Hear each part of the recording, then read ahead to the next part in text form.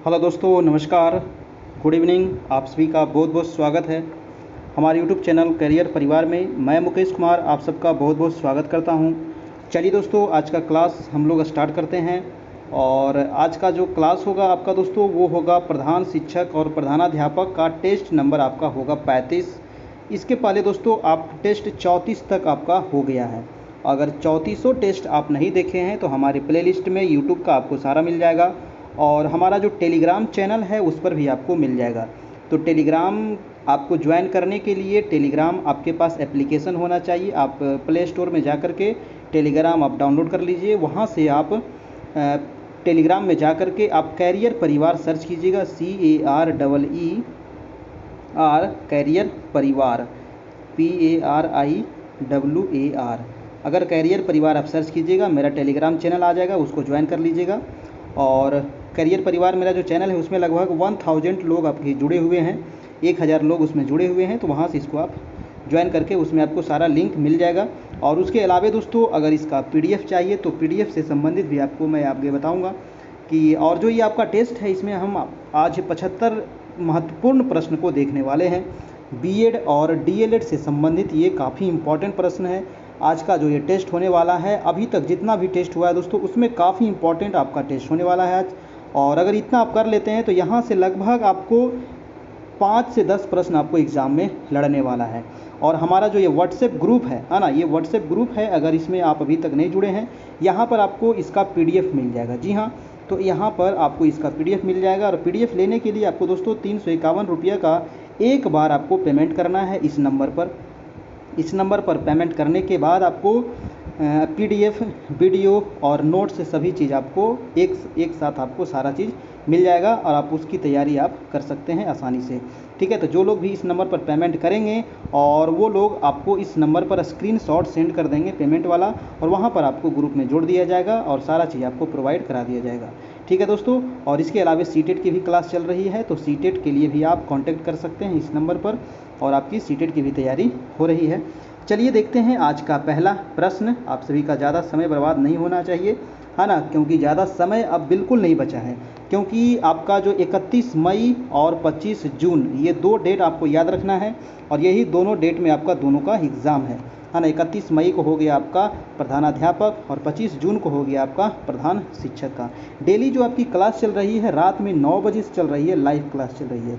तो सभी लोग चैनल को सब्सक्राइब कर लीजिए, बेल आइकन दबा लीजिए, ताकि 9 बजे आपको नोटिफिकेशन मिल सके। तो चलिए देखते हैं आज का पहला प्रश्न।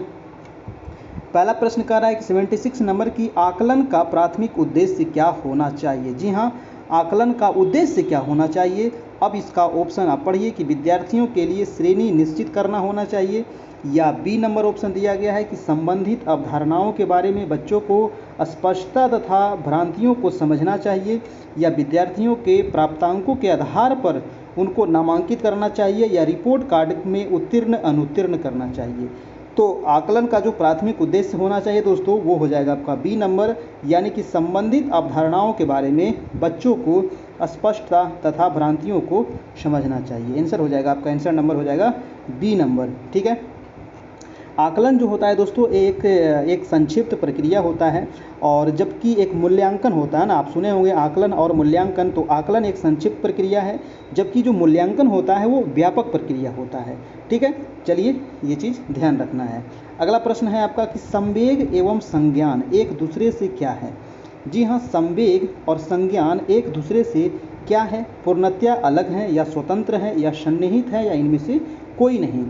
तो इसका आंसर क्या हो जाएगा, तो 77 का हो जाएगा आपका C नंबर, एक दूसरे से सन्निहित है संवेग और संज्ञान, है ना। तो ये चीज़ आप याद रखिएगा। ठीक है, देखिए एक रेबर महोदय हैं, और रेबर महोदय के अनुसार जो संज्ञान का तात्पर्य ऐसे मानसिक व्यवहार से होता है जिसमें प्रतीकीकरण, सूझ, प्रत्याशा, जटिल नियम, उपयोग, प्रतिभा, विश्वास, अभिप्राय, समस्या समाधान तथा अन्य चीज़ें शामिल होते हैं। ठीक है, तो ये जो दोनों चीज़ें होते हैं एक दूसरे से सन्निहित होते हैं। चलते हैं अगले प्रश्न पर। आपका 78 नंबर प्रश्न कह रहा है कि मूल्यांकन को, है ना, मूल्यांकन को क्या कर सकते हैं। तो ऑप्शन है कि वस्तुनिष्ठ प्रकार के लिखित कार्यों पर आधारित होना चाहिए, है ना, मूल्यांकन। और बी नंबर है कि एक अलग गतिविधि के रूप में लेना चाहिए, शिक्षण अधिगम प्रक्रिया का एक भाग होना चाहिए, या केवल नंबरों के संदर्भ में करना चाहिए। तो देखिए केवल वाला जो ऑप्शन होता है ये तो ऐसे भी गलत होता है ना। केवल वाला ऑप्शन अगर आपको दिख जाए तो वो आप ऐसे ही छाट दीजिएगा, है ना, वो गलत होता है। तो मूल्यांकन को दोस्तों शिक्षण अधिगम प्रक्रिया का एक भाग होना चाहिए मूल्यांकन, है ना। तो शिक्षण अधिगम आंसर हो जाएगा आपका, आंसर नंबर सी हो जाएगा। ठीक है, चलिए नेक्स्ट है आपका 79 नंबर। कह रहा है कि सीखने के अंतर्गत स्कैफोल्डिंग क्या दर्शाता है। जी हाँ, स्कैफोल्डिंग क्या होता है ना। तो चलिए ऑप्शन देखिए कि स्कैफोल्डिंग सीखने में क्या दर्शाता है। ऑप्शन कह रहा है कि अध्यापक द्वारा सिखाने में प्रयोग की गई शिक्षण विधि, या फिर बी है कि सीखने में वयस्कों द्वारा किए गए अस्थायी सहयोग को, या फिर पूर्व में सीखे गए ज्ञान की पुनरावृत्ति को, या फिर सीखने की प्रक्रिया में प्रयुक्त सहायक सामग्री की मात्रा को। तो स्कैफोल्डिंग जो होता है वो क्या होगा दोस्तों, तो आंसर हो जाएगा बी नंबर, यानी कि सीखने में वयस्कों द्वारा किए गए अस्थायी सहयोग को ही कहा जाता है स्कैफोल्डिंग। यानी कि शिक्षण प्रक्रिया में बालक के सीखने में जो वयस्क लोग जो अस्थायी सहयोग करते हैं उसी को कहा जाता है स्कैफोल्डिंग। ठीक है, आंसर हो जाएगा आपका आंसर नंबर बी। ठीक, चलिए नेक्स्ट प्रश्न है आपका 80 नंबर। अब वीडियो अच्छा लग रहा हो ना तो एक लाइक ज़रूर कर दीजिएगा। जितने लोग नए हैं अभी तक सब्सक्राइब नहीं किए हैं तो सब्सक्राइब भी कर लीजिएगा। ठीक है, चलिए देखते हैं आपका 80 नंबर प्रश्न। कह रहा है कि जब बालक स्कूल जाने के लिए रोज की तरह स्कूल ड्रेस, जूता आदि पहनता है, किताबें लेता है, तब व्यवहारों के ये सभी संगठित क्रम कहलाते हैं। जी हाँ, जब बच्चे जो स्कूल जाते हैं तो स्कूल ड्रेस पहनते हैं, है ना, और जूता बांधते हैं, अपना सारा किताब कॉपी लेते हैं, तो ये व्यवहार को क्या कहा जाता है संगठित रूप से। आपको ऑप्शन है कि मानसिक संक्रिया, या विकेंद्रन, या स्कीम्स, या फिर स्कीमा। तो इसको कहा जाता है दोस्तों स्कीम्स। इसको क्या कहते हैं, स्कीम्स कहते हैं। यानी कि स्कूल जाने के लिए व्यवहार के संगठित क्रम, जैसे कि रोज़ की तरह स्कूल ड्रेस पहनना, जूता पहनना आदि पहनना, किताबें लेना, है ना, इसको स्कीम्स कहा जाता है। आंसर हो जाएगा आपका आंसर नंबर सी हो जाएगा। अगला प्रश्न है आपका 81 कि निम्नलिखित में से कौन सा विकल्प सामाजिक बुराइयों के न्यूनीकरण का सबसे प्रभावी माध्यम है। जी हाँ, तो सामाजिक बुराइयों के न्यूनीकरण का सबसे प्रभावी माध्यम कौन सा है। तो ऑप्शन है कि प्रभावी विधिक प्रावधान, तीव्र आर्थिक विकास, सार्वभौमिक शिक्षा, वांछित सामाजिक परिवर्तन। तो 81 का हो जाएगा आपका सी नंबर दोस्तों, सार्वभौमिक शिक्षा, यानी कि आंसर नंबर सी नंबर। ठीक है, देखिए आज जितने भी सवाल है ना आपके ये डीएड और बीएड से संबंधित आपका ये जो प्रश्न है काफ़ी इंपॉर्टेंट प्रश्न है, और यहाँ से बहुत सारा सवाल आपको एग्जाम में सीधे रूप में लड़ सकता है। चलिए हम देखते हैं 82 नंबर प्रश्न। कह रहा है कि कक्षा में प्रजातांत्रिक पर्यावरण की प्रमुख भूमिका क्या होती है। जी हाँ, तो कक्षा में प्रजातांत्रिक पर्यावरण की प्रमुख भूमिका आपको यहाँ पर पूछा गया दोस्तों। ऑप्शन दिया गया है कि शिक्षार्थियों के बहुमुखी व्यक्तित्व का विकार, शिक्षार्थियों में अपेक्षित अभिवृत्तियों का विकार, या शिक्षार्थियों द्वारा अपनी दुर्बलताओं का उचित मूल्यांकन, या डी है शिक्षार्थियों में स्वस्थ आदतों का विकास। ठीक है, तो कक्षा में प्रजातांत्रिक पर्यावरण की मुख्य भूमिका क्या होगी। 82 का हो जाएगा दोस्तों शिक्षार्थियों के बहुमुखी व्यक्तित्व का विकार हो जाएगा। आंसर नंबर ए हो जाएगा आपका। ठीक है, चलिए सभी लोग अपना अपना कमेंट नीचे कमेंट बॉक्स में करते चलिएगा, है ना। चलिए कह रहा है कि बच्चों से अनुक्रिया प्राप्त करने के लिए आदर्श प्रतीक्षा काल निम्न में से किसके समानुपाती होता है। जी हाँ, बच्चों से अनुक्रिया प्राप्त करने के लिए आदर्श प्रतीक्षा काल निम्न में से किसके समानुपाती होता है। तो 83 का ऑप्शन देखिए, है ना, ऑप्शन देखिए। ऑप्शन कह रहा है कि पाठ्यक्रम में एक विशेष विषय को दिया गया समय, या प्रश्न का कठिनाई स्तर, या छात्र द्वारा पिछले अध्याय के प्रश्नों के उत्तर देने में लगा समय, या प्रश्न का वास्तविक जीवन से संबंध।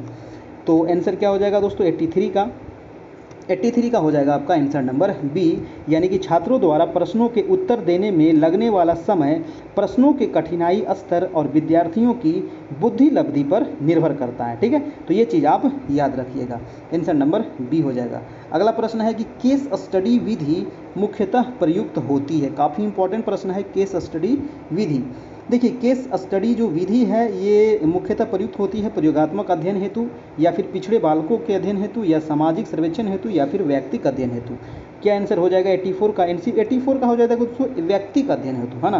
केस स्टडी विधि में शिक्षण अधिगम की समस्याओं का समाधान व्यक्तिगत रूप से किया जाता है। तो इसका आंसर हो जाएगा दोस्तों व्यक्तिक अध्ययन के लिए, आंसर नंबर डी। नेक्स्ट है आपका 85 नंबर का रहा है कि इनमें से कौन सा गुण आमतौर पर सृजनात्मकता से संबंधित है। दोस्तों आमतौर पर किससे संबंधित है? सृजनात्मकता से। तो ऑप्शन है केंद्राभिमुख चिंतन, या फिर बहिर्मुख, या फिर आदर्श सोच, या फिर वाक्य विन्यास संबंधी सोच। 85 का क्या हो जाएगा? तो 85 का आंसर हो जाएगा आपका आंसर नंबर बी, यानी कि बहिर्मुख। ठीक है, सृजनात्मकता से संबंधित है बहिर्मुखी, यानी कि बहिर्मुख गुण जो होता है ये आमतौर पर सृजनात्मकता से संबंधित होता है। सृजनात्मक चिंतन जो है, सृजनात्मक चिंतन का एक विशेष प्रकार है जो एक अद्वितीय और नया तरीका है। ठीक है, इसे अपसारी चिंतन भी कहा जाता है ना, ये ध्यान रखना है आपको। चलिए अगला प्रश्न है आपका 86 नंबर।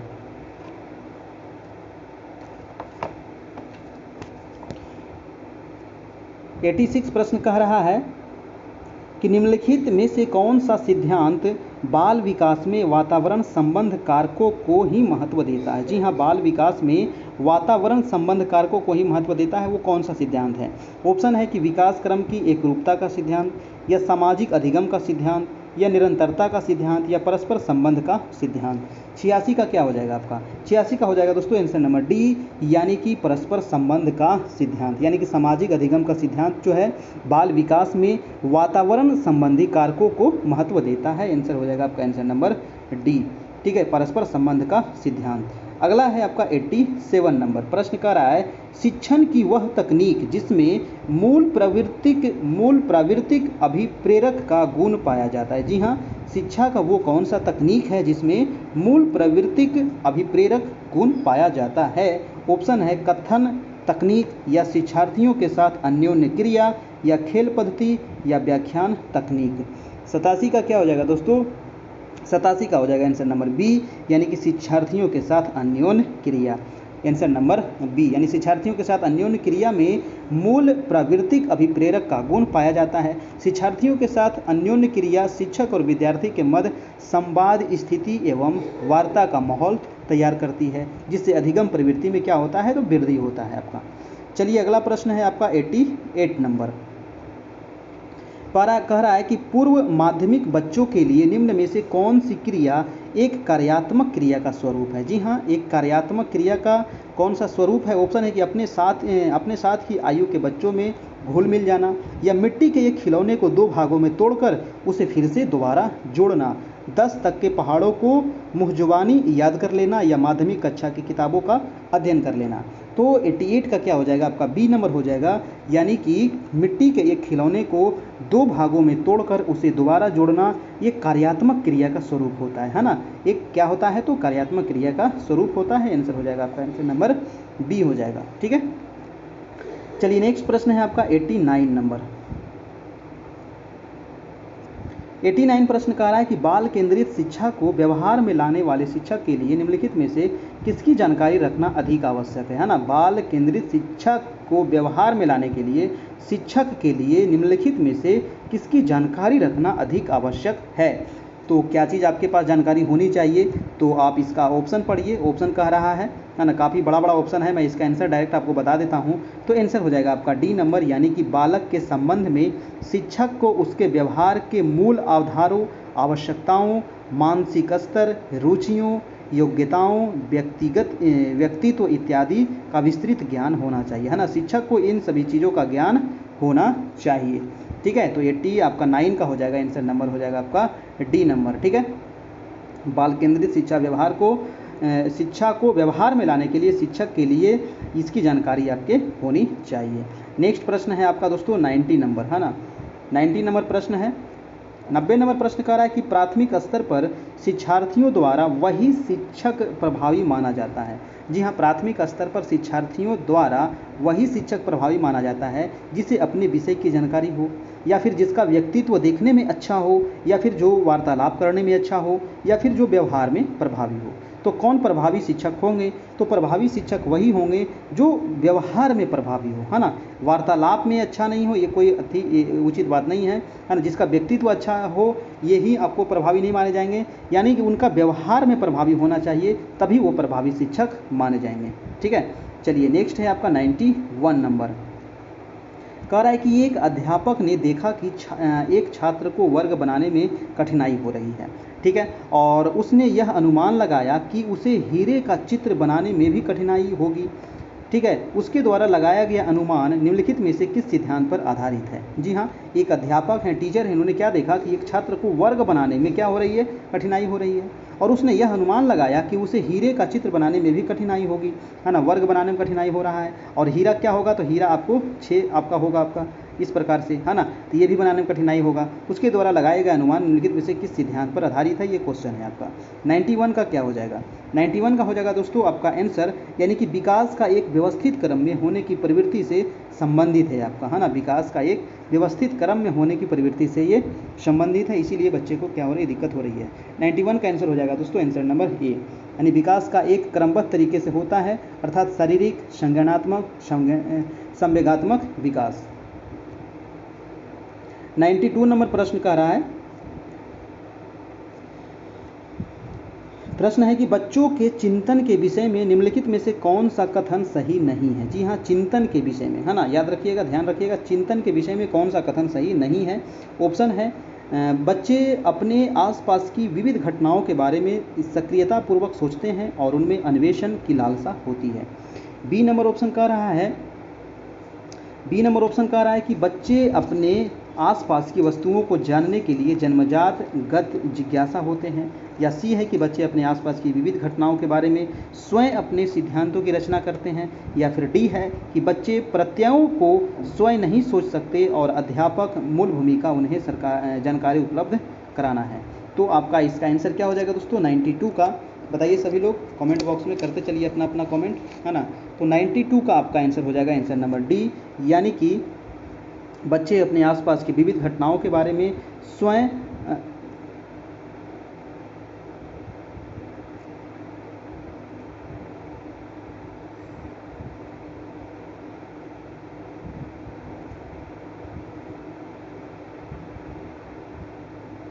थोड़ा सा यहाँ पर बैक हो गया था दोस्तों, है ना।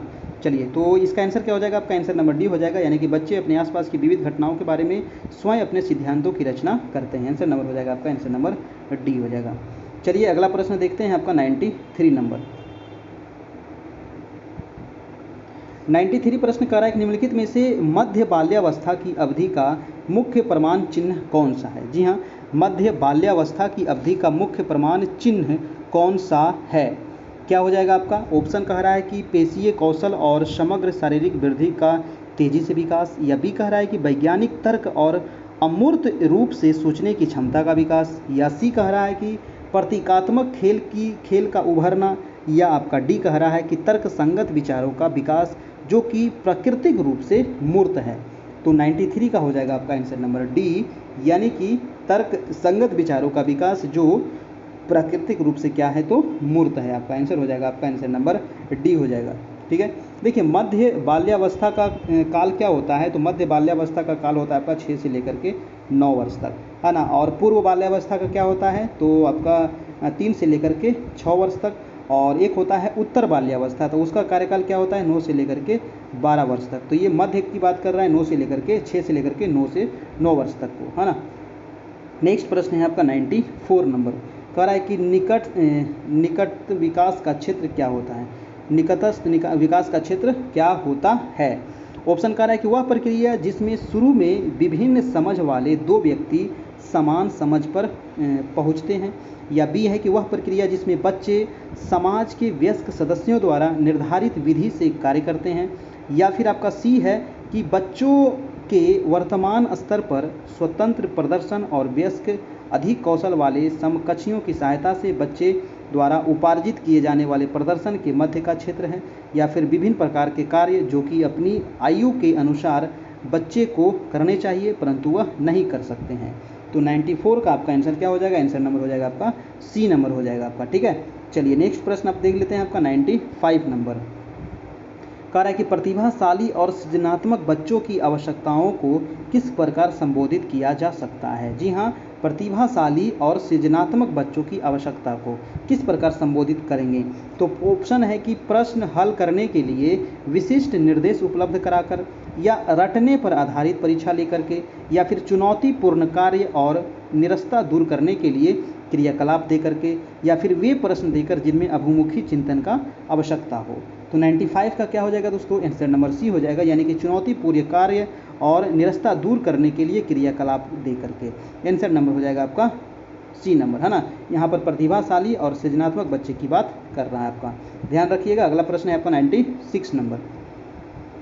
96 प्रश्न है दोस्तों आपका।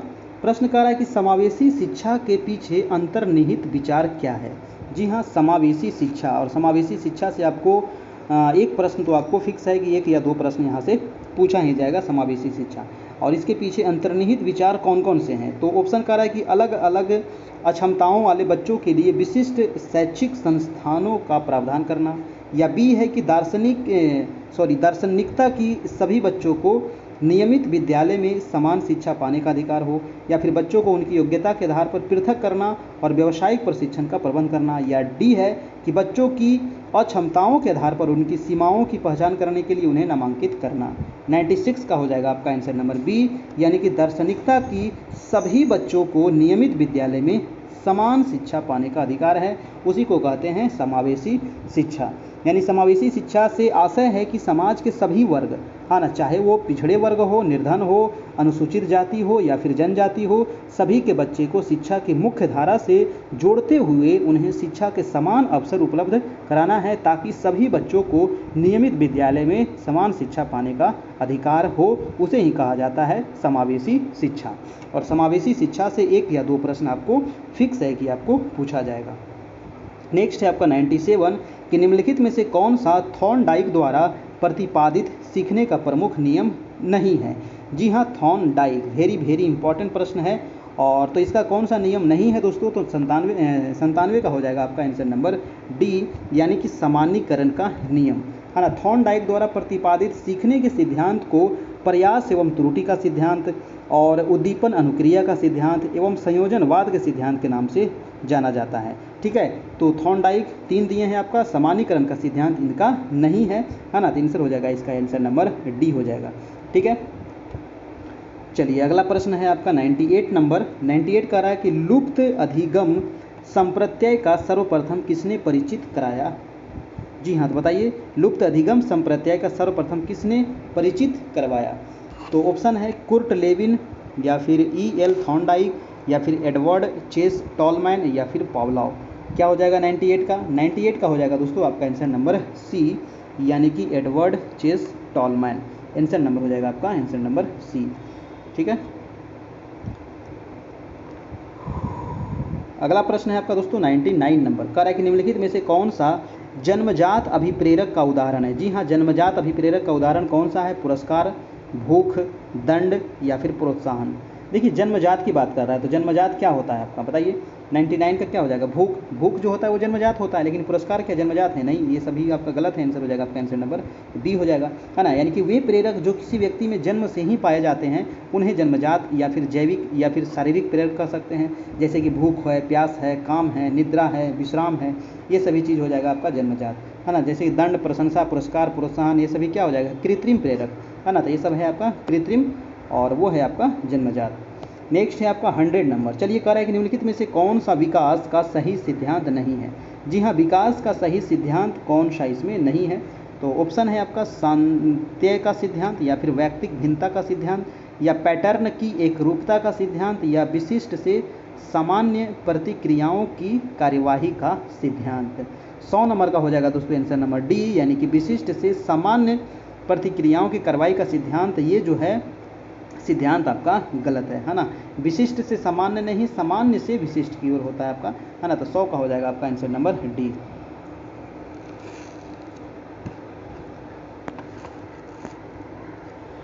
चलिए अगला प्रश्न है आपका 101 नंबर। ठीक है, 101 नंबर प्रश्न कर रहा है कि मानसिक गंभीर मानसिक मंदता वाले बच्चों की बुद्धि लब्धि क्या होती है ना। गंभीर मानसिक मंदता, वेरी वेरी इंपॉर्टेंट, यहाँ से एक प्रश्न यहाँ से पूछा जाएगा, है ना। गंभीर मानसिक मंदता वाले बालकों की बुद्धि लब्धि क्या होनी चाहिए। तो 101 का हो जाएगा दोस्तों आपका आंसर नंबर बी नंबर, यानी कि 36 से लेकर के 51 के बीच में होनी चाहिए, है ना। 36 से लेकर के 51 तक। बुद्धि लब्धि, देखिए बुद्धि लब्धि यहाँ पर एक शब्द आया है, बुद्धि लब्धि, जो आपको इसका जो फॉर्मूला होता है वो याद रखिएगा, है ना। टर्मन ने ही सर्वप्रथम बुद्धि लब्धि ज्ञात करने की विधि बताई थी। ये भी क्वेश्चन पूछा जाता है कि बुद्धि लब्धि ज्ञात करने की विधि सबसे पहले किसने बताया, तो टर्मन महोदय ने, ठीक है। और बुद्धि लब्धि का फॉर्मूला क्या होता है, तो मानसिक आयु बटा वास्तविक आयु गुने 100, याद रखना है आपको, है ना। ये क्वेश्चन कई बार आपको पूछा गया है, आपको फॉर्मूला, और ये आपको मानसिक आयु दे देगा और वास्तविक आयु दे दिया जाएगा, तो बुद्धि लब्धि उसमें आपको पूछ लिया जाएगा, है ना। तो आप ध्यान रखिएगा, ऊपर रहता है आपको मानसिक आयु, है ना, ऊपर मानसिक, नीचे रहेगा वास्तविक, ठीक है, और इसमें 100 से गुना कर देंगे तो निकल जाएगा बुद्धि लब्धि, ठीक है। तो ये क्वेश्चन था आपका कि मानसिक मंदता वाले बालक, तो मानसिक जो मंदता वाले बालक होते हैं उसका जो बुद्धि लब्धि होता है वो 36 से 51 के बीच में होता है, ठीक है। और जो आपका सामान्य बालक होते हैं, है ना, तो सामान्य बालक का बुद्धि लब्धि कितना होता है ना। तो जो सामान्य बालक होते हैं इनका जो बुद्धि लब्धि होता है वो 90 से लेकर के 109 के बीच में होता है आपका, ठीक है। ये चीज़ आप याद रखना है। और जो श्रेष्ठ बुद्धि के बच्चे होते हैं उनका बुद्धि लब्धि कितना होता है, तो 120 से लेकर के 129 के बीच में, जो श्रेष्ठ बुद्धि वाले बच्चे होते हैं, ठीक है। चलिए नेक्स्ट प्रश्न है आपका 102 नंबर कि पियाजे के संज्ञानात्मक विकास के सिद्धांतानुसार ज्ञान का आधारभूत निर्माण खंड क्या कहलाता है। जी हाँ, तो किसके अनुसार, तो पियाजे के अनुसार दोस्तों। तो इनका ज्ञान का आधारभूत निर्माण खंड क्या कहलाता है, तो आपका आंसर हो जाएगा स्कीमा कहलाता है ना। इसको कहते हैं स्कीमा, ठीक है, ये चीज़ ध्यान रखिएगा। अगला प्रश्न पे चलते हैं, आपका 103 नंबर प्रश्न है कि निम्नलिखित में से कौन सी उन्मुखता कोहल वर्ग के द्वारा दिए गए नैतिक विकास सिद्धांत के उत्तर रूढ़िगत आती है ना। उन्मुखता कोहल वर्ग के द्वारा दिए गए नैतिक विकास के सिद्धांत के उत्तर रूढ़िगत आती है दोस्तों, वो कौन सा है। तो ऑप्शन है दंड एवं आज्ञाकारिता, सामाजिक अनुबंध, उत्तम लड़का अच्छी लड़की, या फिर कानून और सामाजिक व्यवस्था। 103 का हो जाएगा आपका बी नंबर, यानी कि सामाजिक अनुबंध। यानी कि सामाजिक अनुबंध जो है ये कोहल वर्ग के द्वारा दिए गए नैतिक विकास सिद्धांत के उत्तर रूढ़िगत उत्तर स्तर के अंतर्गत आता है आपका, है ना। रूढ़िगत स्तर के अंतर्गत आता है, आंसर हो जाएगा आपका आंसर नंबर बी।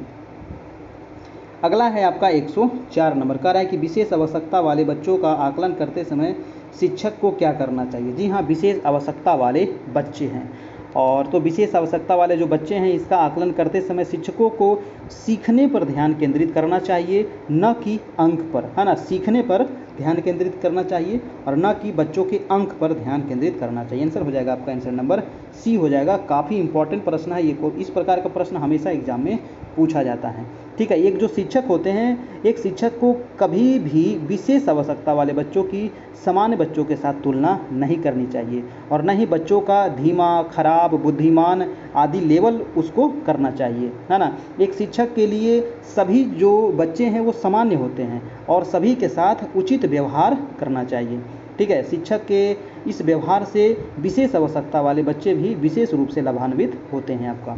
तो आंसर हो जाएगा आपका आंसर नंबर सी। नेक्स्ट है आपका 105 नंबर, कह रहा है कि पर्यावरण को समझने, स्वविवेक चिंतन तथा किसी चुनौती का सामना होने पर उपलब्ध संसाधनों का प्रभावी ढंग से उपयोग करने की व्यापक क्षमता है, इसको क्या कहते हैं। तो इसको कहा जाता है दोस्तों आपका बुद्धि, है ना। इसी को क्या कहते हैं, बुद्धि कहते हैं, है ना। पर्यावरण को समझना, स्वविवेक चिंतन तथा किसी चुनौती का सामना करना हो तो ये क्या है, आप बुद्धि से ही करते हैं। आंसर हो जाएगा आपका आंसर नंबर सी हो जाएगा आपका, ठीक है। चलिए नेक्स्ट है आपका 106 नंबर प्रश्न, कह रहा है कि इस प्रकार की तर्कना में व्यक्ति पहले से ज्ञात नियमों एवं तथ्यों के आधार पर एक निश्चित निष्कर्ष तक पहुंचने की कोशिश करता है ना। इस प्रकार की तर्कना में, है ना, आगमनात्मक या फिर निगमनात्मक या फिर आलोचनात्मक या फिर सदृशवाची। 106 का क्या होगा आपका, 106 का हो जाएगा दोस्तों आपका बी नंबर, यानी कि निगमनात्मक प्रकार की तर्कना में, है ना। किस प्रकार की तर्कना में? तो निगमनात्मक प्रकार की तर्कना में व्यक्ति जो हैं वो पहले से ज्ञात नियमों तथा तथ्यों के आधार पर एक निश्चित निष्कर्ष तक पहुंचने की कोशिश करता है और सामान्य से विशिष्ट की ओर जाने को निगमनात्मक प्रक्रिया कहते हैं, है ना। सामान्य से विशिष्ट की ओर जाने को क्या कहा जाता है? निगमनात्मक प्रक्रिया। और इसके द्वारा अनुमान के लिए कम सामान्य से अधिक सामान्य का निष्कर्ष निकाला जाता है। चलिए, तो इसका आंसर क्या हो जाएगा? आपके 106 का आंसर नंबर हो जाएगा आपका बी नंबर। अगला है कि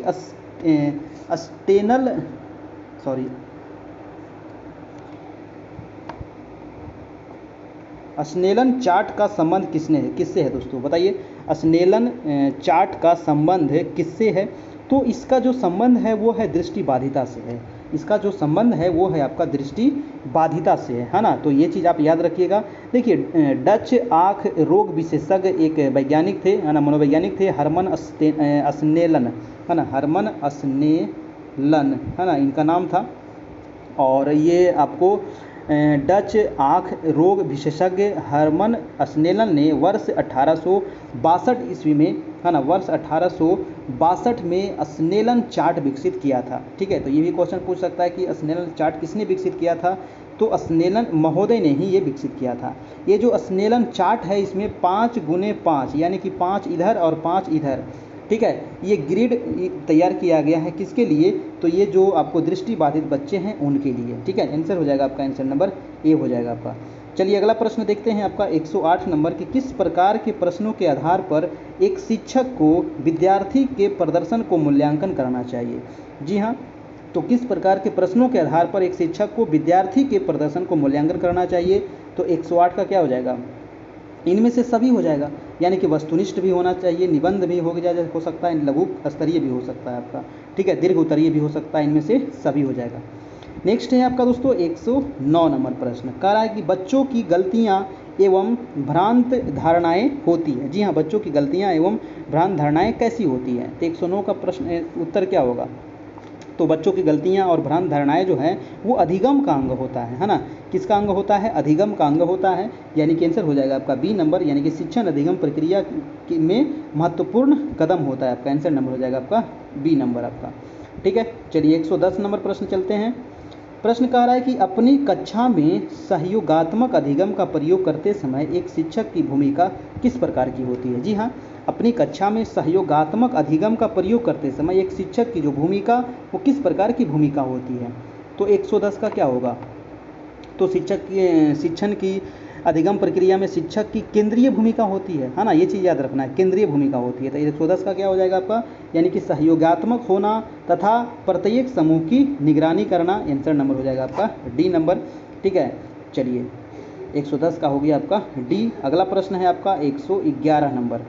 प्रश्न कह रहा है कि एक उचित प्रश्न या फिर सुझाव के द्वारा बच्चे की समझ को उस बिंदु से बहुत आगे ले जाया जा सकता है। एक उचित प्रश्न या सुझाव के द्वारा बच्चे की समझ को उस बिंदु से बहुत आगे ले जाया जा सकता है जिस पर वह अकेले पहुंच सकती है। तो निम्नलिखित में से कौन सा संरचना उपरोक्त कथन को प्रकाशित करता है? तो क्या हो जाएगा आपका?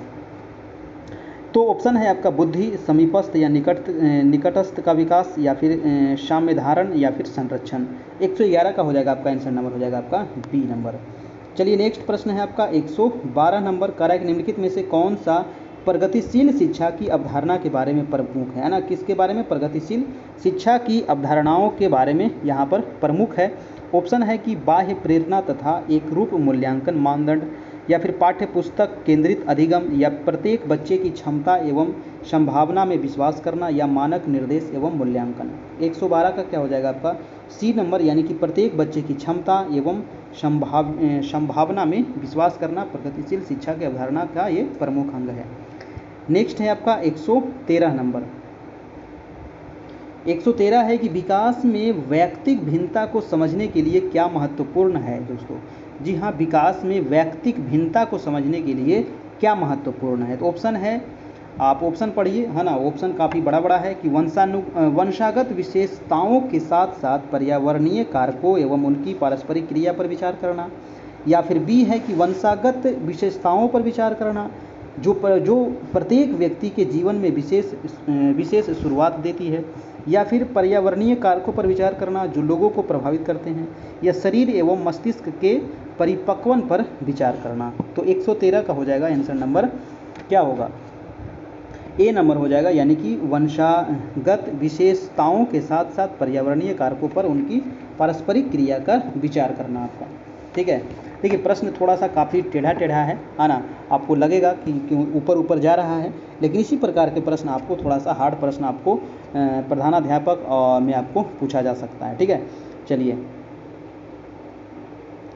यानी कि व्यक्ति के जो भिन्नता है इसके कई कारण हो सकते हैं। एक तो होता है वंशानुगत भी कारण हो सकता है, सामाजिक स्तर पर सामाजिक परिवेश इत्यादि, ये सभी कारण हो सकते हैं। ठीक है, व्यक्तिक भिन्नता का। अगला प्रश्न हम चलते हैं 114 नंबर। प्रश्न कह रहा है कि निम्नलिखित में से कौन सा समावेशी कक्षा में सबसे अधिक महत्वपूर्ण है। जी हाँ, तो समावेशी कक्षा में सबसे महत्वपूर्ण क्या होता है, काफ़ी इंपॉर्टेंट प्रश्न है, बताइए। तो इसका आंसर हो जाएगा दोस्तों, आंसर नंबर विशिष्ट शिक्षा योजना होनी चाहिए, है ना, विशिष्ट शिक्षा योजना होना चाहिए। समावेशी कक्षा में विशिष्ट शिक्षा योजना सर्वाधिक महत्वपूर्ण होता है। समावेशी शिक्षा वह शिक्षा होती है यानी कि जिसके द्वारा विशिष्ट क्षमता वाले बालक किसको कहेंगे, जैसे जो अंधे बालक हैं, या फिर जो मंद बुद्धि बालक है, या फिर जो बहरे बालक हैं, या फिर जो प्रतिभाशाली बालक हैं, इनको ज्ञान प्रदान किया जाता है ना। ये सभी बच्चे आते हैं विशिष्ट बालक के अंतर्गत, है ना। इस शिक्षा का निर्धारण छात्रों की बुद्धि लब्धि, शैक्षिक स्तर और योग्यताओं को ध्यान में रख करके किया जाता है। यानी कि समावेशी शिक्षा में सबसे अधिक जो महत्वपूर्ण होता है वो विशिष्ट शिक्षा योजना होता है। ठीक है, और अगर दोस्तों इसका अगर PDF चाहिए तो हमारे ये जो नंबर दिया गया है, आप इस नंबर पे आप मैसेज कीजिए, और मैसेज करने के बाद आपको दोस्तों 351 रुपये का आपको पेमेंट करना होगा, है ना। आपको सिर्फ एक बार ही 351 पेमेंट करना है, उसके बाद जब तक आपकी एग्ज़ाम ना हो जाए तब तक आपको PDF वीडियो नोट्स इत्यादि सभी चीज़ मिलता रहेगा। और इसके लिए आपको फ़ोनपे या गूगल पे के माध्यम से, या फिर व्हाट्सएप पे, या फिर पेटीएम कुछ भी कर सकते हैं इस नंबर पर। और पेमेंट करने के बाद दोस्तों आप स्क्रीनशॉट हमारे इस नंबर पर भेज दीजिएगा, जहां आपको ग्रुप में जोड़ दिया जाएगा और सारा चीज़ मटेरियल आपको वहां पर उपलब्ध हो जाएगा। ठीक है, और ये हमारा चैनल है कैरियर परिवार, तो इसको आप लोग सब्सक्राइब कर लीजिए, बेल आइकन दबा लीजिए, ताकि आपको डेली नोटिफिकेशन मिल सके। ठीक है, चलिए अब देखते हैं हम आपका अगला प्रश्न। वीडियो अच्छा लग रहा हो तो एक लाइक कर दीजिएगा, चैनल पर नए हैं चैनल को सब्सक्राइब कर लीजिएगा। 115 नंबर प्रश्न कह रहा है कि एक प्राथमिक कक्षा कक्ष में एक शिक्षक को क्या करना चाहिए। जी हाँ, एक प्राथमिक कक्षा का है ना, तो इसमें शिक्षक को क्या करना चाहिए। ऑप्शन है कि उदाहरण या गैर उदाहरण दोनों नहीं देने चाहिए, बी है कि केवल उदाहरण देने चाहिए, या सी है गैर उदाहरण देने चाहिए, या डी है उदाहरण एवं गैर उदाहरण दोनों देने चाहिए। तो 15 का क्या हो जाएगा, डी नंबर हो जाएगा दोस्तों, यानी कि उदाहरण से भी आप पढ़ा सकते हैं और गैर उदाहरण से भी आप दे करके बच्चों को पढ़ा सकते हैं, है ना। एक प्राथमिक कक्षा कक्ष में एक शिक्षक को किसी विशेष या तथ्य को समझाने की क्रिया में क्या करते हैं, हम लोग उदाहरण देते हैं या फिर गैर उदाहरण, दोनों तरीके से अपनाने चाहिए, है ना। क्योंकि प्राथमिक शिक्षण की व्यवस्था में बच्चे जो है उदाहरण के साथ साथ किसी विषय एवं तथ्य को शीघ्र ही वो समझ जाते हैं। ठीक है, तो इसका आंसर हो जाएगा आपका आंसर नंबर डी। अगला है कि पहचान विकास संबंधित है, यानी कि पहचान विकास किससे संबंधित है, एरिक्सन के सिद्धांत से, या फिर फ्रायड के सिद्धांत से, या वाइगोत्स्की के सिद्धांत से, या डेवी के सिद्धांत से। तो पहचान विकास जो आपका संबंधित है वो हो जाएगा आपका एरिक्सन के सिद्धांत से आपका, है ना। चलिए नेक्स्ट प्रश्न चलते हैं, आपका 17 नंबर 117 नंबर प्रश्न है। प्रश्न कह रहा है कि पाठ्यचर्या में विभिन्न गतिविधियों और अनुभवों का समावेश आवश्यक रूप से होना चाहिए। जी हाँ, पाठ्यचर्या में विभिन्न गतिविधियों और अनुभवों का समावेश आवश्यक रूप से होना चाहिए। तो क्यों होना चाहिए, चलिए ऑप्शन कह रहा है आपका कि आनंद प्राप्ति एवं उबाऊपन से स्वतंत्रता हेतु, या प्रत्येक बच्चे द्वारा किसी गतिविधि में निपुणता प्राप्त करने हेतु, या बच्चे की सभी क्षमताएं समान रूप से विकसित करने हेतु, या फिर कह रहा है कि सहगामी गतिविधियां कठिन विषयों के अधिगम में सहायक होने हेतु। क्या होगा दोस्तों, 117 का हो जाएगा आपका बी नंबर, यानी कि प्रत्येक बच्चे द्वारा किसी गतिविधि में निपुणता प्राप्त करने हेतु, है ना। आंसर हो जाएगा आपका बी नंबर। अगला है आपका 118 नंबर, कह रहा है कि सतत एवं व्यापक मूल्यांकन का अर्थ क्या है। जी हाँ, सतत और व्यापक मूल्यांकन का अर्थ क्या है, तो इसका जो संबंध होता है ना वो योग्यता, व्यक्तित्व या कौशल आदि के व्यापक क्षेत्र में अधिगम को अभिलेखित करने हेतु आकलन से होता है आपका सतत मूल्यांकन का अर्थ है। यानी कि आंसर हो जाएगा बी, योग्यताओं, व्यक्तित्व और कौशलों आदि के व्यापक क्षेत्र में अधिगम को अभिलेखित करने हेतु आंसर नंबर बी हो जाएगा। नेक्स्ट है आपका 119 नंबर, कह रहा है कि बुद्धि परीक्षण विश्वसनीय प्राप्तांक देते हैं जब बुद्धि परीक्षण विश्वसनीय प्राप्तांक देते हैं जब परीक्षण की विश्वसनीयता बहुत उच्च हो, या परीक्षण की वैधता उच्च हो, या परीक्षण विभिन्न पदों पर आधारित हो, या परीक्षण में शाब्दिक पद हो। इसका जो आंसर हो जाएगा दोस्तों आंसर नंबर बी हो जाएगा, यानी कि परीक्षण की वैधता उच्च हो, है ना। आंसर हो जाएगा आपका आंसर नंबर बी। नेक्स्ट है आपका 120 नंबर की विद्यार्थियों में निम्न उपलब्धि का सबसे प्रमुख कारण क्या है। जी हाँ, तो विद्यार्थियों में निम्न उपलब्धि का सबसे प्रमुख कारण क्या होता है, तो आंसर हो जाएगा आपका असुरक्षा और चिंता, है ना। ये आंसर नंबर डी काफ़ी इंपॉर्टेंट है, असुरक्षा और चिंता। नेक्स्ट है आपका 121 की बहुविकल्पी प्रश्न बच्चों की खाली स्थान यहाँ पर भरना है, योग्यता का आकलन करते हैं, यानी कि जो बहुविकल्पी प्रश्न होते हैं, है ना। इस प्रकार जो हम अभी प्रश्न बता रहे हैं क्या है, बहुविकल्पी प्रश्न है, तो इसमें बच्चों की योग्यता का आकलन कैसे होगा, है ना। तो इसका आंसर क्या हो जाएगा 121 का, यानी कि सही उत्तर को पहचान करना, है ना। आंसर नंबर हो जाएगा सी नंबर। नेक्स्ट है आपका 122 नंबर। 122 नंबर प्रश्न कह रहा है कि सृजनात्मकता क्या है। जी हाँ, बताइए सृजनात्मकता क्या है। तो एक बुद्धि का एक प्रकार जो उन कौशलों से संबंधित है जो संचित किए गए ज्ञान और अनुभव पर निर्भर होते हैं, या फिर बी नंबर है कि बुद्धि का एक प्रकार जो संसाधन की गति को शामिल करते हुए सूचना प्रकरण कौशलों पर अत्यधिक निर्भर होता है, या फिर सी कह रहा है कि समस्याओं के मौलिक और अपसारी समाधानों को पहचानने अथवा तैयार करने की योग्यता रखता हो, या फिर डी कह रहा है कि सृजनात्मकता 200 से ऊपर की बुद्धि लब्धि से सर्वाधिक बेहतर ढंग से परिभाषित होती है। तो सृजनात्मकता क्या होता है, तो सृजनात्मकता का मतलब है यानी कि समस्याओं के मौलिक और अपसारी समाधानों को पहचानने अथवा तैयार करने की योग्यता, है ना। आंसर नंबर हो जाएगा आपका सी नंबर। ठीक है, चलिए 123 नंबर प्रश्न है। 123 कह रहा है कि अमूर्त वैज्ञानिक चिंतन के लिए क्षमता का विकास निम्नलिखित अवस्थाओं में से किसकी एक विशेषता है।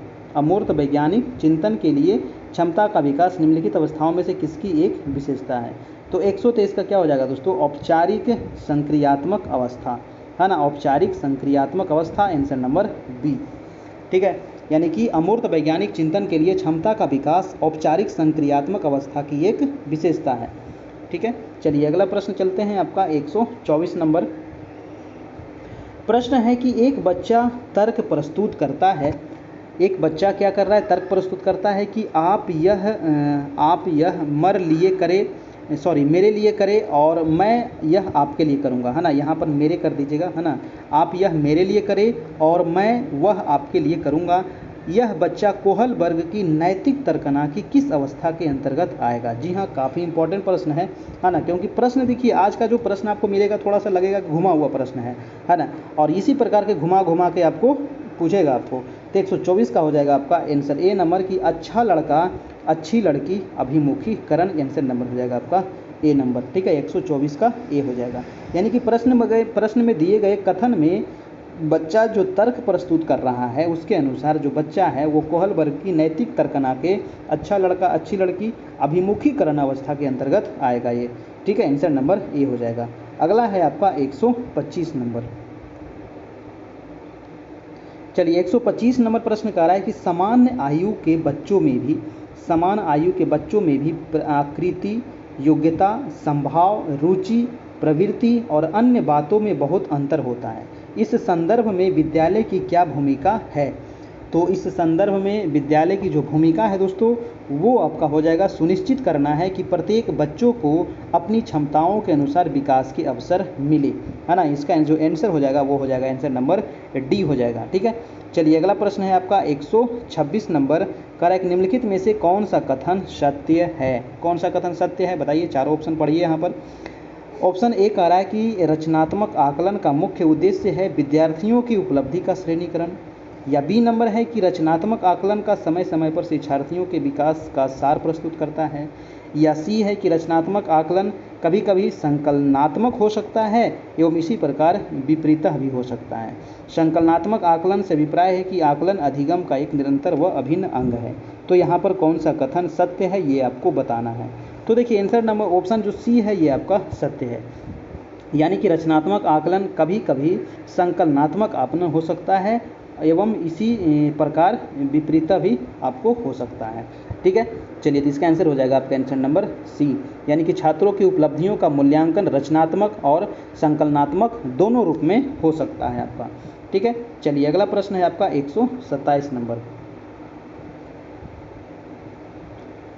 127 है कि कक्ष में शिक्षक और विद्यार्थियों के मध्य संप्रेषण कैसा होना चाहिए। जी हाँ, तो संप्रेषण जो होना चाहिए दोस्तों वो कैसा होना चाहिए।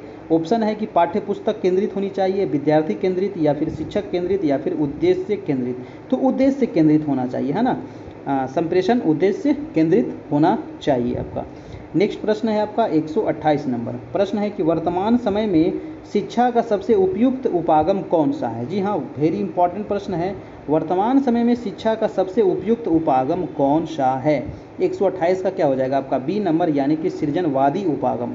ठीक है, सृजनवादी उपागम जो है ये सबसे उपयुक्त उपागम माना जाता है। अगला है आपका 129 नंबर, कह रहा है कि स्कूलों में अधिकतर शिक्षकों में अपने छात्रों के लिए किसका सर्वाधिक अभाव पाया जाता है। जी हाँ, स्कूलों में अधिकतर शिक्षकों में अपने छात्रों के लिए किसका अभाव पाया जाता है। स्नेह, क्रोध, दोषारोपण या फिर घृणा। तो आंसर हो जाएगा आपका आंसर नंबर डी नंबर, यानी कि घृणा, है ना। तो आंसर हो जाएगा डी। याद रखिएगा, स्कूलों में अधिकतर शिक्षकों में अपने छात्रों के लिए घृणा की भावना नहीं होती है ना। आंसर हो जाएगा आपका डी। ठीक है, चलिए अगला प्रश्न जो है आपका 130 नंबर, काफ़ी इंपॉर्टेंट प्रश्न है। ये फॉर्मूला आपको पूछा जा सकता है, यानी कि निष्पत्ति लब्धि का सूत्र क्या होता है। दोस्तों आप बुद्धि लब्धि पढ़े होंगे, एक होता है निष्पत्ति लब्धि, इसका सूत्र क्या होता है। तो निष्पत्ति लब्धि का सूत्र जो होता है वो होता है आपका शैक्षिक आयु, है ना, शैक्षिक आयु बटा मानसिक आयु गुने 100, यानी कि EA, है ना, EA बटा MA, EA बटा MA गुने 100, यानी कि डी नंबर इसका आंसर हो जाएगा, है ना। शैक्षिक आयु बटा मानसिक आयु गुने 100, यानी कि आंसर नंबर हो जाएगा आपका डी हो जाएगा आपका। ठीक है, याद रखिएगा, निष्पत्ति लब्धि एक होता है बुद्धि लब्धि, बुद्धि लब्धि का फॉर्मूला क्या होता है, मानसिक आयु बटा वास्तविक आयु गुने 100। ठीक है, चलिए अगला प्रश्न चलते हैं आपका 131 नंबर। वीडियो को सभी लोग लाइक कर दीजिएगा, जितने लोग देख रहे हैं वीडियो को लाइक कर दीजिए, है ना। 300-400 लोग लाइव रहते हैं, लेकिन सभी लोग लाइक नहीं करते हैं, पता नहीं क्यों, क्या दिक्कत है उनको। चलिए 131 देख लेते हैं दोस्तों कि शिक्षा का अधिकार अधिनियम 2009 ने 6 वर्ष से 14 वर्ष आयु के विद्यालय कभी न गए अथवा विद्यालयी शिक्षा अधूरी छोड़ने वाले बच्चों को शिक्षा के मुख्य धारा से जोड़ने हेतु क्या व्यवस्था की गई है। देखिए जो शिक्षा का अधिकार अधिनियम 2009 था उसमें यही किया गया था, जो बच्चे शिक्षा छोड़ चुके हैं, स्कूल छोड़ चुके हैं, उसको फिर से स्कूल से जोड़ा जाए, है ना, और 6 से लेकर के 14 वर्ष तक के बच्चों को। तो 131 का ऑप्शन देखिए और इसका टिक कीजिए आंसर। तो 131 का हो जाएगा दोस्तों, ऑप्शन कह रहा है कि विशेष पाठ्यक्रम लागू करने पर जोर दिया गया या फिर विशेष प्रशिक्षण लागू करने पर जोर दिया गया। जी हाँ, तो इसका आंसर हो जाएगा आपका आंसर नंबर बी ही हो जाएगा, विशेष प्रशिक्षण लागू करने पर इसमें जोर दिया गया था आपका। अगला है आपका 132 नंबर, कह रहा है कि प्रतिभाशाली बालक वह है। प्रतिभाशाली बालक किसको कहिएगा, तो वह है जो अपने उत्पादन की मात्रा, दर तथा गुणवत्ता में विशिष्ट होता है, यह कथन दिया गया है। जी हाँ, ये कथन किसका है बताइए।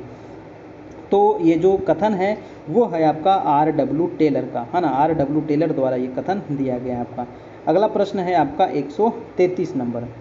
133 प्रश्न का आ रहा है कि अंतर्वैयक्तिक बुद्धि से क्या तात्पर्य है दोस्तों। तो अंतर्वैयक्तिक बुद्धि से क्या तात्पर्य है, ऑप्शन है कि स्वयं की क्षमताओं एवं कमजोरियों की पहचान करना, या दूसरों को अभिप्रेरित करने का कौशल, या फिर सी है कि विभिन्न व्यक्तियों को समझने का कौशल, या फिर डी है दूसरों के साथ बातचीत करने का कौशल। तो अंतर्वैयक्तिक बुद्धि से क्या तात्पर्य है, तो आंसर हो जाएगा सी नंबर, यानी कि विभिन्न व्यक्तियों को समझने का कौशल, उसी को कहते हैं अंतर्वैयक्तिक बुद्धि।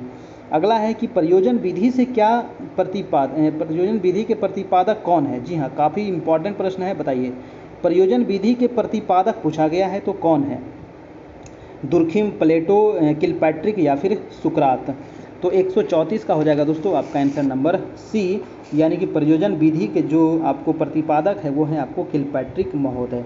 ठीक है, काफ़ी इंपॉर्टेंट है, आपको पूछ सकता है। और इस विधि द्वारा मूल उद्देश्य जो होता है वो बच्चों में नियंत्रित विभिन्न क्रियाकलापों द्वारा ऐसे कौशलों को विकसित करना होता है जो जीवन की वास्तविक परिस्थितियों से जुड़े हुए होते हैं। तो आंसर हो जाएगा आपका आंसर नंबर सी हो जाएगा। नेक्स्ट है आपका 135 नंबर कि कक्षा कक्ष का वातावरण होना चाहिए। जी हाँ, कक्षा जो है आपका उसका वातावरण कैसी होनी चाहिए, शांत होनी चाहिए या शोरगुल से भरा होना चाहिए या अनुशासन से पूर्ण होनी चाहिए या मित्रतापूर्ण होनी चाहिए। तो कक्षा कक्ष का जो वातावरण होना चाहिए दोस्तों वो मित्रतापूर्ण होना चाहिए, है ना। आंसर नंबर हो जाएगा आपका डी नंबर। ठीक है, आपको लग रहा होगा कि शांत होना चाहिए, ये भी तो सही ही लग रहा है ना। शोरगुल से भरा होना चाहिए तो गलत लग रहा है ना। लेकिन यहाँ पर जो राइट आंसर हो जाएगा मित्रतापूर्ण होना चाहिए। ठीक है, चलिए नेक्स्ट प्रश्न है, चलते हैं आपका प्रश्न नंबर 136 नंबर कह रहा है कि कठोर शिल्प उपागम किस सिद्धांत पर आधारित है। काफ़ी अच्छा प्रश्न है। कठोर शिल्प उपागम किस सिद्धांत पर आधारित है, औद्योगिक, इंजीनियरिंग, व्यावसायिक या अनुदेशन। तो क्या हो जाएगा इसका आंसर, सभी लोग कमेंट बॉक्स में कमेंट कीजिए।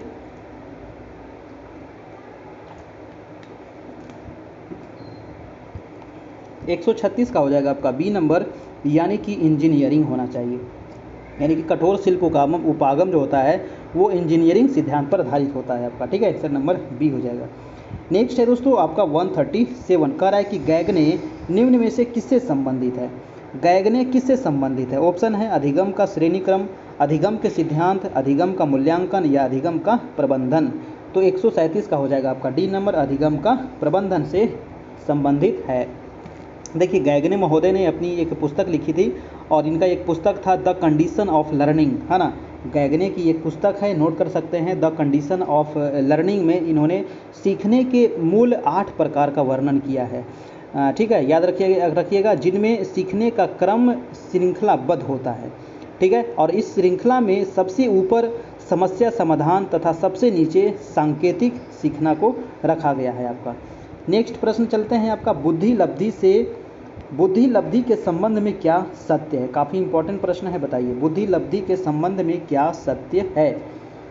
ऑप्शन कह रहा है कि बौद्धिक आयु से व्युत्क्रमी संबंधी, या फिर कालानुक्रमिक आयु से प्रत्यक्ष संबंधित, या सी है कालानुक्रमिक आयु से व्युत्क्रमी संबंधित, या बौद्धिक तथा कालानुक्रमिक आयु दोनों से प्रत्यक्ष संबंधित। देखिए 138 बुद्धि लब्धि के बारे में भी आपको बताए थे कि मानसिक आयु बटा वास्तविक आयु गुने 100 होता है ना। तो इसका जो आंसर हो जाएगा मानसिक आयु बटा यानी कि एम ए बटा सी ए गुने 100। ऑप्शन आपको दे सकता है ए शॉर्ट में, है ना, एम ए बटा सी ए गुने 100 भी आप करा सकता है। ठीक है, ये भी आप टिक कर सकते हैं, या फिर आप कर सकते हैं कालानुक्रमिक आयु से व्युत्क्रमी संबंधित होता है आपका, है ना। तो आंसर हो जाएगा मानसिक आयु बटा कालानुक्रमिक आयु गुने 100। आंसर हो जाएगा आपका सी नंबर। ठीक है, चलिए बुद्धि लब्धि कौन दिया है, तो बुद्धि लब्धि जो है ये टर्मन महोदय ने दिए थे। ठीक है, याद रखना है टर्मन। अगला प्रश्न चलते हैं आपका 16 PF, वेरी इंपॉर्टेंट, है ना, छपने वाला प्रश्न है। देखिए काफ़ी इंपॉर्टेंट इससे आपको सीरीज में आपको क्वेश्चन मिलेगा। और 16 PF का जो प्रयोग है ये किसके मापन हेतु किया जाता है, 16 PF का प्रयोग किसने किया था, ये सारा प्रश्न आपको पूछा गया प्रश्न है। तो 16 PF का जो प्रयोग है दोस्तों वो व्यक्तित्व मापन हेतु किया जाता है ना। तो आंसर हो जाएगा आपका आंसर नंबर सी हो जाएगा, है ना, व्यक्तित्व मापन हेतु। और ये जो परीक्षण का निर्माण किया गया था ये किसके द्वारा किया गया था। चलिए सभी लोग कमेंट करके बताइए कि 16 PF का जो प्रयोग का निर्माण किया गया था ये किसने किया था। मैं बता देता हूँ, कैटेल महोदय ने किया था, है ना, कैटेल महोदय के द्वारा किया गया था। और इसमें किया गया था ये कि परीक्षण के अंतर्गत जो 17 वर्ष, है ना, जो 17 वर्ष से अधिक आयु के व्यक्ति हैं उनको 16शील गुणों को मापा जाता था इसमें। और ये ध्यान रखना है कि 17 साल से ऊपर वाले को मापा जाता था ना, 17 साल से नीचे वाले को नहीं। ठीक है, तो याद रखना है। और इसमें 16शील गुणों को मापा जाता था, इसलिए इसको कहते हैं 16 PF का प्रयोग, है ना, कैटेल महोदय के द्वारा दिया गया था। अगला चलते हैं आपका 140 नंबर कह रहा है कि प्रधानाध्यापक या वरिष्ठ शिक्षक के लिए विद्यालय में कौन सी नेतृत्व शैली बेहतर है। दोस्तों प्रधानाध्यापक और वरिष्ठ शिक्षक के लिए तो 140 का हो जाएगा आपका बी नंबर, यानी कि प्रजातंत्रीय नेतृत्व, है ना, आंसर नंबर बी हो जाएगा। ठीक है, नेक्स्ट है आपका कि अभिवृत्ति संप्रत्यय है, यानी कि अभिवृत्ति संप्रत्यय क्या है, संज्ञान परक है या क्रिया परक है या संवेगात्मक है, इनमें से सभी है। तो 141 का हो जाएगा आपका डी नंबर, यानी कि इनमें से सभी। ठीक है, संज्ञान परक भी, क्रिया परक भी, संवेगात्मक भी। अगला है आपका 142 नंबर प्रश्न की कार्ट-लेविन के अनुसार, बहुत इंपॉर्टेंट प्रश्न है, कार्ट-लेविन के अनुसार समूहों में जो परिवर्तन होते हैं उन्हें क्या कहते हैं? जी हाँ, समूह में जो परिवर्तन होता है उसे क्या कहते हैं? तो 142 का हो जाएगा दोस्तों आपका गतिशीलता उसको कहा जाता है। उसको क्या कहते हैं? यानी गतिशीलता। यानी कार्टेविन का विचार था कि समूह में जो परिवर्तन होता है उन्हें क्या कहा जाता है? तो गतिशीलता कहा जाता है। अगला है दोस्तों आपका 143। देखिए जितने लोग देख रहे हैं ना, सभी लोग लाइक कर दीजिएगा, सभी लोग लाइक कर दीजिएगा, और चैनल पर नए हैं तो चैनल को भी सब्सक्राइब जरूर कर लीजिएगा। बगल में जो सब्सक्राइब लिखा हुआ है उसको दबा दीजिए, सब्सक्राइब हो जाएगा, ठीक है। और बगल में जो घंटी है, घंटी को बजा लीजिए। 9 बजे आपका डेली लाइव क्लास होता है। आप उसको ज्वाइन करने के लिए आप हमें उसको घंटी को बजा लीजिएगा ना, तो जैसे ही हम लाइव आएंगे तो आपके पास नोटिफिकेशन चला जाएगा, ठीक है। तो 143 नंबर प्रश्न कह रहा है कि सृजनात्मकता की पहचान का मुख्य लक्षण क्या है? जी हाँ, तो इसका जो मुख्य लक्षण है वो क्या है बताइए सभी लोग कमेंट करके, है ना। 143 का अति सक्रियता है, या फिर असतर्कता है, या फिर कम परिज्ञानता है, या बोधगम्यता है, या फिर अपसारी चिंतन है। 143 का हो जाएगा दोस्तों आपका आंसर नंबर डी, यानी कि अपसारी चिंतन, ठीक है। नेक्स्ट प्रश्न है आपका 144। कह रहा है कि निम्न में से अध्यापन अधिगम का सबसे प्रभावशाली माध्यम कौन सा है? जी हाँ, अध्यापन अधिगम का सबसे प्रभावशाली माध्यम कौन सा है? ऑप्शन है कि बिना विश्लेषण के अवलोकन करना, या फिर अनुकरण या नकल और दोहराना, या विषय वस्तु को यंत्रवत याद करना, या संकल्पनाओं के बीच संबंध खोजना। तो 144 का क्या होगा बताइए? 144 का हो जाएगा आपका डी नंबर, यानी कि संकल्पनाओं के बीच संबंध खोजना, ठीक है। अध्यापन अधिगम का सबसे प्रभावशाली माध्यम यही है। नेक्स्ट है आपका, देखिए पेडागोजी वगैरह में आपको याद करने वाला चीज़ इसमें बहुत है, और थोड़ा सा बार बार इसको रिपीट करने वाला चीज़ है ना, थोड़ा सा समझने वाला चीज़ है। अगला प्रश्न है कि एक समावेशी कक्षा में खाली स्थान पर जोर देना चाहिए। जी हाँ, किस पर जोर देना चाहिए एक समावेशी कक्षा में दोस्तों? तो ऑप्शन है कि सामाजिक पहचान के आधार पर छात्रों के अलगाव पर, या फिर हर बच्चे के सामर्थ्य को अधिकतम करने के लिए अवसर प्रदान करना। ये तो आपका सही लग रहा है ना। ऑप्शन ये आपका बिल्कुल गलत लग रहा था, छात्रों को अलगाव करने के लिए, है ना। बी ऑप्शन आपका सही लग रहा है। और सी ऑप्शन है कि पथ प्रदर्शन अभिमुखी लक्ष्यों, या फिर अभिवेदी समरूपी निर्देशों। देखिए इसका जो राइट आंसर हो जाएगा वो बी ही हो जाएगा, यानी कि हर बच्चे के सामर्थ्य को अधिकतम करने के अवसर प्रदान करना। आंसर नंबर हो जाएगा बी, यानी समावेशी कक्षा में इस पर जोर देना चाहिए। चलिए अगला है आपका 146 नंबर प्रश्न। निम्नलिखित में से किस मनोवैज्ञानिक ने बच्चों को ज्ञान के सक्रिय जिज्ञासु के रूप में देखते हुए उनके चिंतन पर सामाजिक एवं सांस्कृतिक विषय वस्तुओं के प्रभाव को महत्व दिया है? काफ़ी इंपॉर्टेंट सवाल है, इसको एक बार फिर से पढ़िए। कह रहा है कि निम्नलिखित में से किस मनोवैज्ञानिक ने बच्चों को ज्ञान के सक्रिय जिज्ञासु के रूप में देखते हुए उनके चिंतन पर सामाजिक एवं सांस्कृतिक विषय वस्तुओं के प्रभाव को महत्व दिया है? तो किसने दिया है ना। काफ़ी इंपॉर्टेंट है ये, किसने दिया है? तो वो दिया गया है लेव वागोत्स्की के द्वारा, है ना। लेव वागोत्स्की के सामाजिक सांस्कृतिक सिद्धांत पर पारस्परिक शिक्षण आधारित है। आंसर हो जाएगा आपका आंसर नंबर बी। अगला है आपका 147। कह रहा है कि बच्चों को संकेत देना तथा आवश्यकता पड़ने पर सहयोग प्रदान निम्नलिखित में से किसका उदाहरण है? जी हाँ, बच्चों को संकेत देना या आवश्यकता पड़ने पर सहयोग प्रदान करना किसका उदाहरण है? तो ये किसका उदाहरण है बताइए? ऑप्शन है प्रबलन का उदाहरण है, अनुबंधन का है, या फिर मॉडलिंग का है, या फिर पाड़ का उदाहरण है, या ढांचा का उदाहरण है। तो 147 का हो जाएगा पाड़, यानी कि ये ढांचा का उदाहरण है दोस्तों, है ना। ये ढांचा का ही उदाहरण है। पाड़ यानी कि ढांचा में पहले जो होता है वो बच्चों को सहायता दी जाती है, और फिर जैसे जैसे वो सीखता जाता है वैसे वैसे सहायता की मात्रा कम कर दी जाती है ना। और जो भी सीखना है या सीखने वाली चीज़ को स्थापित शब्दों या चित्रों के साथ जोड़ने हुए अर्थात निर्माण करना स्मृति सहायक युक्तियों का उपयोग किया जाता है, ठीक है। तो आंसर हो जाएगा आपका आंसर नंबर डी हो जाएगा। अगला है आपका 148 नंबर प्रश्न। कह रहा है कि आकलन का प्राथमिक उद्देश्य क्या होना चाहिए? जी हाँ, आकलन का प्राथमिक उद्देश्य क्या होनी चाहिए?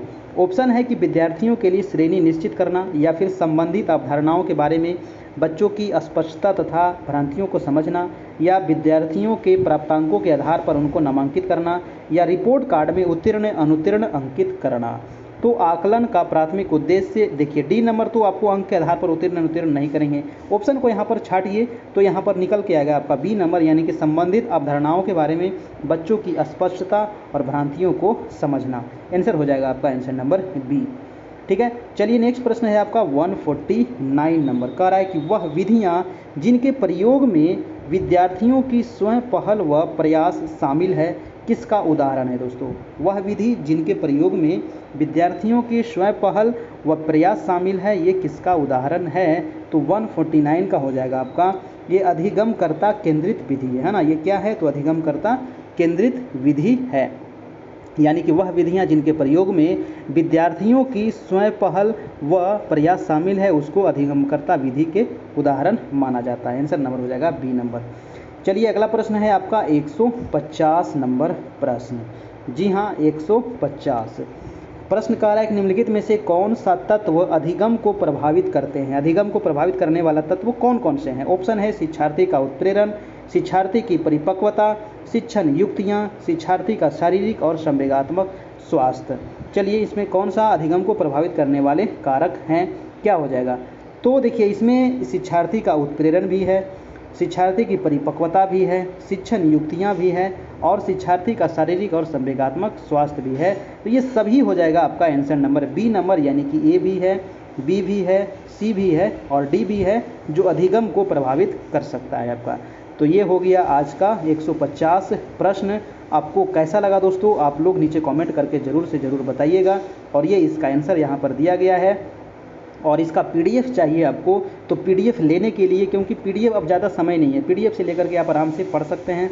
तो पीडीएफ लेने के लिए आपको सिर्फ एक बार 351 रुपये का हमको पेमेंट करना होगा और पेमेंट करने के बाद उसके बाद जब तक आपकी एग्ज़ाम ना हो जाए, है ना, अभी 31 मई का आपका एग्ज़ाम है या फिर 25 जून को एग्ज़ाम है ना, अगर ये डेट बढ़ता है तो आगे भी हम आपको पढ़ाएंगे, है ना, अगर इसी एग्ज़ाम में हो जाता है तो इसी एग्ज़ाम तक आपको पढ़ाया जाएगा, है ना। उसके बाद आपको पीडीएफ मिलते रहेगा, वीडियो मिलते रहेगा, इसका नोट्स आपको मिलेगा, है ना, आपको ग्रुप में मिलता रहेगा। तो ये आपको व्हाट्सएप ग्रुप है 7857824310, आप इस पर 351 पेमेंट कर दीजिए, है ना। पेमेंट कैसे करना है?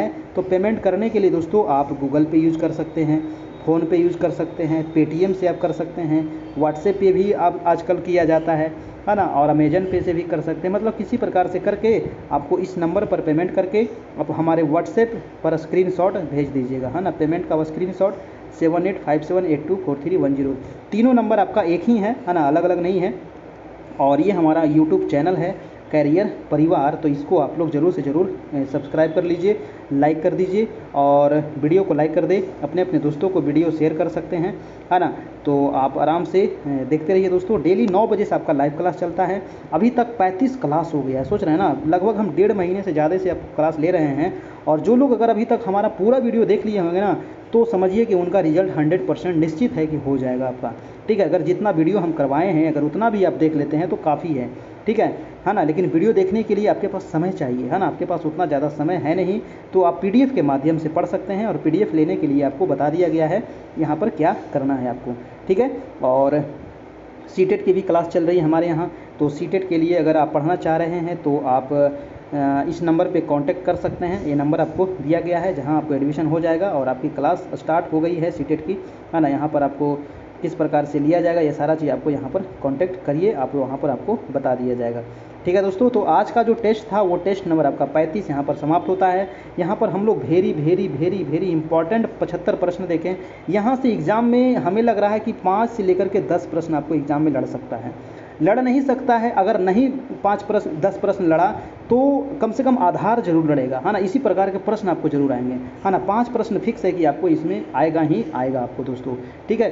तो ये काफ़ी इंपॉर्टेंट था आपका, इसको पीडीएफ भी आप पढ़ सकते हैं, एक बार 2 बार 3 बार आप पढ़ लीजिएगा तो आपके दिमाग में धीरे धीरे करके वो बैठ जाएगा, है ना। और कल हम लोग जो टेस्ट होगा आपका, है ना, कल भी हम लोग देखेंगे बीएड और डीएलएड से संबंधित प्रश्न, ठीक है। कल भी रात में आपका इसी से संबंधित प्रश्न होगा और कोशिश करेंगे कि आपका कुछ सामान्य अध्ययन भी करवा दें, कुछ रीजनिंग भी करवा दें, कुछ मैथ भी करवा दें, है ना, क्योंकि सारा चीज़ आपको पूछा जाएगा, कुछ करेंट अफेयर भी करवाते चले, है ना। तो सभी चीज़ों को हम यहाँ पर लेकर के चल रहे हैं। आप हमारे प्ले लिस्ट में जाकर के आप देख सकते हैं, वहाँ पर सारा चीज़ आपको करवाया गया है, ठीक है। तो आज इतना ही रहने देते हैं और फिर अगले क्लास में कल हम लोग देखेंगे टेस्ट नंबर आपका 36 नंबर, ठीक है, तब तक के लिए आप लोग अच्छे से तैयारी करते रहिए, वीडियो को सारा वीडियो देखते रहिए, है ना। और हमारा जो चैनल है उसको आप सब्सक्राइब कर लीजिए, ठीक है दोस्तों। तो फिर हम मिलेंगे कल इसी चैनल पर इसी समय 9 बजे। तब तक के लिए शुभ रात्रि, good night, goodbye and take care. धन्यवाद।